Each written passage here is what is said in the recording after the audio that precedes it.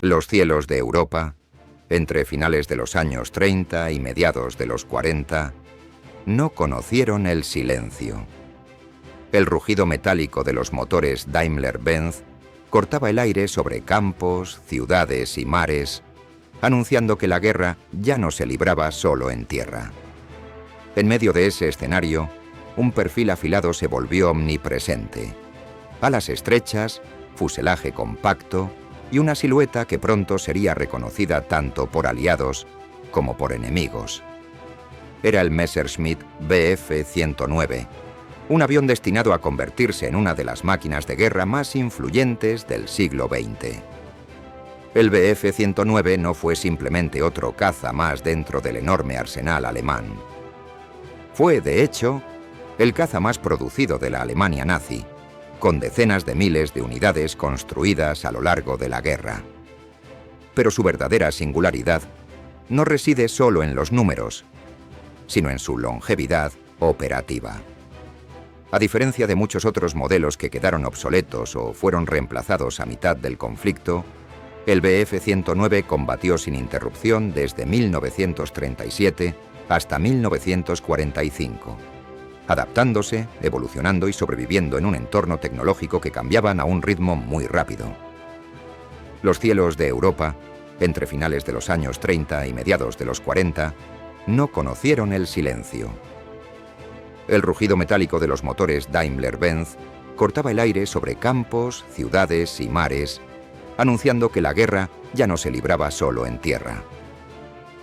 En medio de ese escenario, un perfil afilado se volvió omnipresente. Alas estrechas, fuselaje compacto y una silueta que pronto sería reconocida tanto por aliados como por enemigos. Era el Messerschmitt Bf-109, un avión destinado a convertirse en una de las máquinas de guerra más influyentes del siglo XX. El Bf-109 no fue simplemente otro caza más dentro del enorme arsenal alemán. Fue, de hecho, el caza más producido de la Alemania nazi, con decenas de miles de unidades construidas a lo largo de la guerra. Pero su verdadera singularidad no reside solo en los números, sino en su longevidad operativa. A diferencia de muchos otros modelos que quedaron obsoletos o fueron reemplazados a mitad del conflicto, el Bf-109 combatió sin interrupción desde 1937 hasta 1945, adaptándose, evolucionando y sobreviviendo en un entorno tecnológico que cambiaba a un ritmo muy rápido. Durante esos años, el Bf-109 estuvo presente en prácticamente todos los grandes escenarios de la guerra aérea, desde la Guerra Civil Española hasta los últimos combates defensivos sobre el cielo alemán. A bordo de sus cabinas se forjaron leyendas, se acumularon miles de derribos y se escribieron algunas de las páginas más intensas de la historia de la aviación militar. Pilotos como Erich Hartmann, Gerhard Barkhorn o Günther Rall alcanzarían cifras de victorias aéreas jamás igualadas, siempre con el Bf-109 como compañero inseparable. Más allá de su rendimiento técnico, el avión se convirtió también en un símbolo tecnológico y moral del Tercer Reich. Representaba la ambición alemana de dominar los cielos mediante ingeniería avanzada, disciplina y una confianza casi absoluta en la superioridad de su diseño. Sin embargo, esa misma confianza sería puesta a prueba una y otra vez a medida que la guerra avanzaba y los enemigos aprendían a enfrentarlo.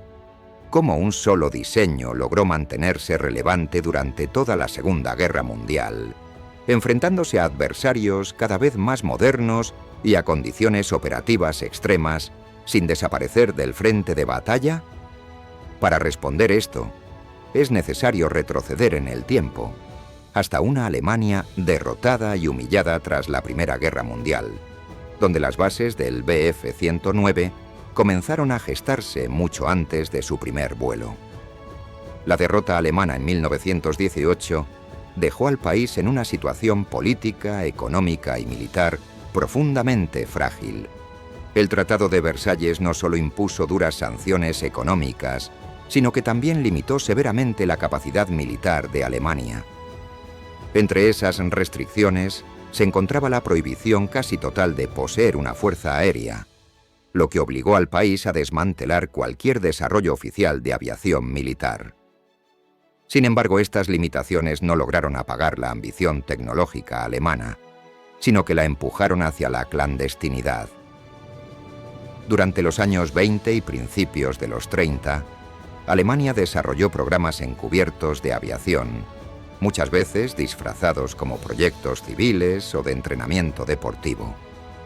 Ingenieros, pilotos y diseñadores mantuvieron viva la experiencia aeronáutica, mientras el país esperaba el momento adecuado para reconstruir su poder militar. Con la llegada del régimen nazi al poder en 1933, esas restricciones comenzaron a ser ignoradas abiertamente, y el rearme se convirtió en una prioridad nacional. En ese contexto nació la Luftwaffe, oficialmente en 1935, como la nueva Fuerza Aérea Alemana. Su creación vino acompañada de una necesidad urgente. Alemania debía contar con un caza moderno, rápido y superior a cualquier modelo extranjero. La guerra futura, según la doctrina alemana, se ganaría en los primeros golpes, y el dominio del aire era esencial para ello. Aquí entra en escena Willy Messerschmitt, un ingeniero brillante y polémico, con una visión clara sobre cómo debía ser un avión de combate moderno. Su filosofía de diseño se basaba en la ligereza estructural, la reducción al mínimo de elementos innecesarios y la búsqueda constante de la máxima velocidad. Para Messerschmitt, un caza debía ser rápido, ágil y fácil de producir en masa, incluso a costa de sacrificar comodidad o margen de error para el piloto. En 1934, el Ministerio del Aire alemán lanzó un concurso oficial para desarrollar un nuevo caza monoplano. Messerschmitt presentó su propuesta frente a competidores consolidados, y aunque su diseño generó dudas iniciales, pronto demostró su potencial. Los primeros prototipos del Bf-109 destacaron por su velocidad, su perfil aerodinámico y su enorme margen de mejora. Alemania había encontrado, quizá sin saberlo aún, el avión que definiría su guerra aérea. El Messerschmitt Bf-109 fue avanzado no solo por lo que ofrecía en su primera versión, sino por lo que permitía desarrollar a partir de ella. Su diseño aerodinámico era limpio y agresivo, con alas delgadas que reducían la resistencia al aire y permitían altas velocidades en picado y ascenso. Esta elección le daba una ventaja clara en combates verticales, aunque también exigía mayor precisión al despegar y aterrizar. Uno de los rasgos más característicos del avión fue su tren de aterrizaje estrecho, anclado al fuselaje en lugar de a las alas. Esta solución permitía una estructura más ligera y alas más delgadas, pero también hacía que el avión fuera inestable en tierra, provocando numerosos accidentes durante despegues y aterrizajes. Era, al mismo tiempo, una ventaja técnica y un problema operativo que acompañaría al Bf-109 durante toda su vida útil. En cuanto a motorización, el avión evolucionó rápidamente. Las primeras versiones utilizaban motores Jumo, pero pronto fueron reemplazados por los más potentes Daimler-Benz DB601 y posteriormente DB605, que ofrecían una combinación excepcional de potencia, fiabilidad y rendimiento en altura. Estos motores permitieron que el Bf-109 se mantuviera competitivo incluso cuando aparecieron cazas aliados más modernos. El armamento también fue adaptándose a las exigencias del combate. Desde ametralladoras MG, montadas en el fuselaje, hasta cañones de 20 milímetros e incluso 30 milímetros en versiones posteriores, el Bf-109 fue aumentando su capacidad destructiva para enfrentar bombarderos pesados y cazas enemigos cada vez más resistentes. Entre sus innovaciones clave, destacaba la inyección directa de combustible. una ventaja decisiva frente a muchos cazas aliados que utilizaban carburadores. Esto permitía al Bf-109 mantener potencia incluso en maniobras negativas, algo crucial en combates cerrados. Sumado a su excelente relación peso-potencia, el avión ofrecía un rendimiento sobresaliente en manos de pilotos experimentados. Comparado con cazas contemporáneos de sus primeros años, el Bf-109 representaba un salto generacional. No era perfecto, pero estaba claramente adelantado a su tiempo. Y precisamente esa capacidad de evolucionar sería la razón principal por la que a lo largo de casi una década de guerra, nunca dejó de combatir. El Messerschmitt Bf-109 no tuvo que esperar a la Segunda Guerra Mundial para demostrar su valía. Su bautismo de fuego llegó antes, en un conflicto que serviría como antesala del desastre global, la Guerra Civil Española. En 1937, Alemania decidió enviar varios prototipos y primeras versiones operativas del Bf-109 a España como parte de la Legión Cóndor, una fuerza expedicionaria destinada a apoyar al bando sublevado y al mismo tiempo probar armamento en condiciones reales de combate. En los cielos españoles, el Bf-109 se enfrentó principalmente a aviones de origen soviético, como los Polikarpov y el Purbero 15 e I-16, que en ese momento representaban una amenaza seria. Estos combates permitieron a los pilotos alemanes comprobar que su nuevo caza poseía una clara ventaja en velocidad, ascenso y rendimiento general. Las lecciones aprendidas fueron fundamentales. El Bf-109 demostró una superioridad aérea clara, pero también dejó al descubierto fallos que debían corregirse. Se realizaron ajustes en el armamento, mejoras en el motor y modificaciones estructurales que aumentarían su fiabilidad.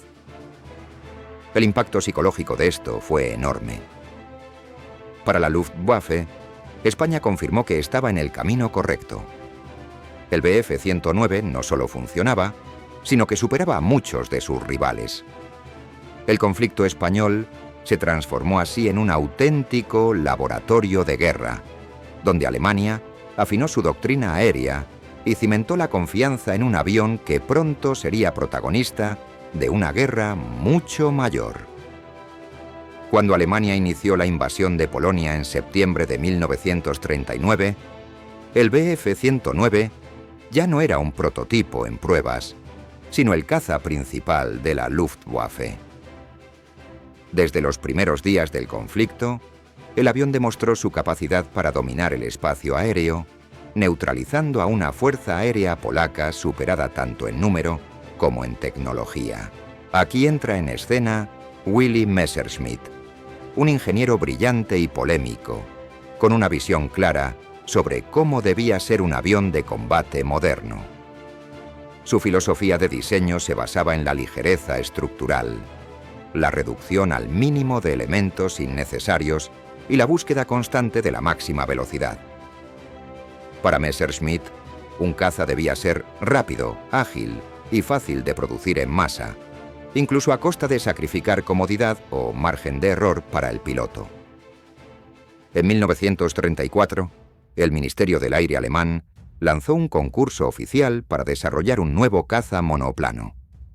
Messerschmitt presentó su propuesta frente a competidores consolidados, y aunque su diseño generó dudas iniciales, pronto demostró su potencial. Los primeros prototipos del Bf-109 destacaron por su velocidad, su perfil aerodinámico y su enorme margen de mejora. Alemania había encontrado, quizás sin saberlo aún, el avión que definiría su guerra aérea. El dominio aéreo temprano fue clave para el éxito de la Blitzkrieg, la guerra relámpago alemana. El Bf-109 despejaba el camino para los bombarderos y apoyaba el avance de las fuerzas terrestres, atacando aeródromos, columnas enemigas y posiciones defensivas. Su velocidad y capacidad de ascenso le permitían aparecer y desaparecer con rapidez, sembrando confusión entre los defensores. La verdadera prueba, sin embargo, llegó en 1940 con la campaña de Francia. Allí, el Bf-109 se enfrentó a cazas franceses modernos y a los primeros contingentes británicos. En muchos casos, el avión alemán mostró una ventaja clara, especialmente cuando operaba en coordinación con bombarderos y unidades terrestres. Esta combinación de fuerzas se convirtió en la esencia de la guerra relámpago. Durante estas campañas, el Bf-109 se consolidó como símbolo del poder aéreo alemán, una máquina asociada al avance imparable de las tropas nazis. No obstante, ya comenzaban a verse algunas limitaciones: su autonomía restringida, la complejidad de operar desde aeródromos improvisados y el desgaste creciente de pilotos y material. La batalla de Inglaterra marcó el momento más crítico en la carrera del Messerschmitt Bf-109. Por primera vez, el avión se enfrentaba a un enemigo bien preparado, combatiendo sobre territorio hostil y bajo una estrategia que no siempre favorecía sus características. En los cielos británicos, el Bf-109 tuvo que medirse contra dos adversarios formidables: el Supermarine Spitfire y el Hawker Hurricane. En términos de rendimiento, el Bf-109 no estaba en desventaja total. Contaba con una excelente velocidad y una notable capacidad de ascenso, lo que le permitía elegir cuándo entrar y salir del combate. Sin embargo, estas ventajas no fueron suficientes para compensar sus problemas estructurales en ese escenario. La autonomía limitada se convirtió en su mayor debilidad. Los Bf-109 debían escoltar bombarderos hasta Inglaterra, pero apenas disponían de minutos para combatir antes de verse obligados a regresar. Esta restricción dejaba a menudo a los bombarderos sin protección en el momento más crítico. Además, la Luftwaffe carecía de un sistema de escolta prolongada eficaz. Las decisiones estratégicas erróneas del mando alemán agravaron la situación. Cambios constantes de objetivos y subestimación del sistema defensivo británico permitieron a la RAF resistir y reorganizarse. Para los pilotos del Bf-109, la batalla tuvo un fuerte impacto psicológico.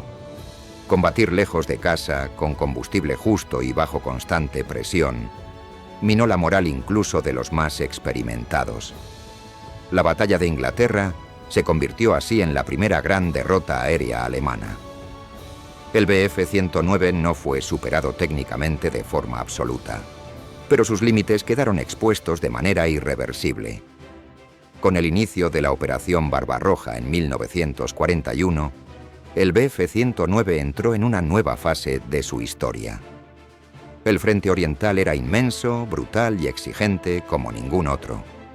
Las condiciones extremas, desde el frío intenso hasta las enormes distancias, pusieron a prueba tanto a las máquinas como a los hombres. En los primeros meses, el Bf-109 volvió a demostrar su eficacia frente a una fuerza aérea soviética mal preparada. Sin embargo, el enemigo aprendió rápido. Pronto comenzaron a aparecer nuevos cazas soviéticos como los Yak, los La-GG y posteriormente el La-5, que redujeron la ventaja alemana. Para sobrevivir, el Bf-109 tuvo que evolucionar constantemente. Nuevas versiones mejoraron el motor, el armamento y la protección, aunque a costa de mayor peso y dificultad de manejo. Aún así, el avión siguió siendo una plataforma letal en manos expertas. El frente oriental fue también el escenario donde se produjo el mayor incremento de derribos de la historia de la aviación. Pilotos alemanes acumularon cifras extraordinarias, aprovechando la enorme cantidad de combates diarios. En ese cielo infinito y despiadado, el Bf-109 se convirtió en una herramienta de guerra total, luchando hasta el final del conflicto. Entre las miles de historias que rodean al Messerschmitt Bf-109, ninguna resulta tan impactante como la de Erich Hartmann, el piloto de caza más letal de la historia. Nacido en 1922, Hartmann creció fascinado por la aviación desde muy joven.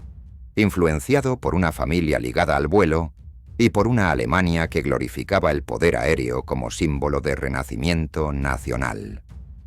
Cuando ingresó en la Luftwaffe, era poco más que un adolescente, sin imaginar que su nombre quedaría grabado de forma permanente en la historia de la guerra aérea. Su entrenamiento fue exigente y, como muchos pilotos jóvenes, Hartmann cometió errores en sus primeras misiones. Sin embargo, su carácter disciplinado, su capacidad de aprendizaje y una calma poco común bajo presión le permitieron evolucionar rápidamente. Lejos de ser un temerario, Hartmann desarrolló un estilo de combate extremadamente metódico. Su táctica se basaba en ataques a muy corta distancia, esperando el momento exacto antes de abrir fuego. Esta aproximación reducía el riesgo, aumentaba la probabilidad de derribo y ahorraba munición. La precisión extrema se convirtió en su sello personal. Para Hartmann, el combate aéreo no era un duelo romántico, sino un ejercicio de cálculo, paciencia y ejecución perfecta. El Bf-109, con su potencia y capacidad de ascenso, se adaptaba de forma ideal a este estilo. La relación entre Hartmann y el Bf-109 fue casi simbiótica. Voló distintas variantes del avión y conocía sus límites y virtudes al detalle. Gracias a esta combinación, alcanzó la cifra asombrosa de 352 victorias confirmadas, logradas casi en su totalidad en el frente oriental. Ningún otro piloto, de ningún bando, se acercó jamás a ese número. A pesar de sus éxitos, Hartmann mantuvo una relación compleja con sus superiores. Era respetado por sus compañeros, a quienes protegía siempre que podía, pero también criticado por rechazar tácticas innecesariamente arriesgadas. La propaganda nazi lo elevó a la categoría de héroe absoluto, aunque la realidad era más sobria. Hartmann no luchaba por ideología, sino por supervivencia y profesionalismo. Capturado por las fuerzas soviéticas al final de la guerra, Hartmann pasó años en cautiverio antes de regresar a Alemania. Su vida de posguerra estuvo marcada por el silencio y la distancia respecto al mito que se había construido en torno a él, recordando siempre que sus victorias tuvieron un costo humano inmenso. A medida que la guerra avanzaba, el Messerschmitt Bf-109 comenzó a mostrar señales claras de agotamiento. Aunque seguía siendo un avión peligroso, su diseño original, concebido a mediados de los años 30, estaba siendo llevado al límite. Las variantes finales, especialmente las series Gustav, G y Kurfürst, K, incorporaron motores más potentes, mayor armamento y blindaje adicional para enfrentar bombarderos pesados aliados. Estas mejoras, sin embargo, tuvieron un costo elevado. El aumento de peso afectó negativamente la maniobrabilidad, una de las virtudes originales del avión. El Bf-109 se volvió más exigente de volar, especialmente para pilotos con entrenamiento limitado, que cada vez eran más comunes en una Luftwaffe desgastada por años de guerra. Además, el avión debía competir con cazas aliados más modernos, como el P-51 Mustang o las últimas versiones del Spitfire, que superaban al Bf-109 en autonomía, estabilidad y facilidad de manejo. Lo que antes había sido una ventaja tecnológica, ahora se transformaba en una lucha constante por mantenerse relevante. La situación se agravó por la escasez de combustible y de pilotos experimentados. Muchos Bf-109 despegaban con recursos mínimos, tripulados por jóvenes con pocas horas de vuelo. El avión, que había nacido como una máquina de precisión, terminó convertido en un veterano forzado a seguir luchando, no por superioridad, sino por necesidad. Al finalizar la Segunda Guerra Mundial, el Messerschmitt Bf-109 dejó tras de sí un legado imposible de ignorar. Con más de 30.000 unidades producidas, se convirtió en uno de los cazas más fabricados de la historia. También fue el avión con más derribos confirmados, resultado de su prolongado uso y de la enorme cantidad de combates en los que participó. Desde una perspectiva neutral, el Bf-109 representa un genio tecnológico puesto al servicio de un régimen político responsable de una guerra devastadora. Fue una obra maestra de la ingeniería aeronáutica, pero también una herramienta central en una maquinaria de destrucción a escala industrial. En la historia de la aviación, el Bf-109 ocupa un lugar destacado. Demostró la importancia de la evolución constante, la producción en masa y la adaptación al combate moderno. Fue, al mismo tiempo, máquina, símbolo y herramienta de guerra total. Hoy en día, el Messerschmitt Bf-109 permanece como un recordatorio de hasta dónde puede llegar la tecnología cuando se combina con conflicto, ambición y necesidad. Un avión que nunca dejó de combatir, incluso cuando el mundo que lo creó ya se desmoronaba. Hasta aquí el vídeo de hoy. Si te ha parecido interesante, deja tu me gusta y suscríbete y conoce el verdadero dominio de la historia bélica.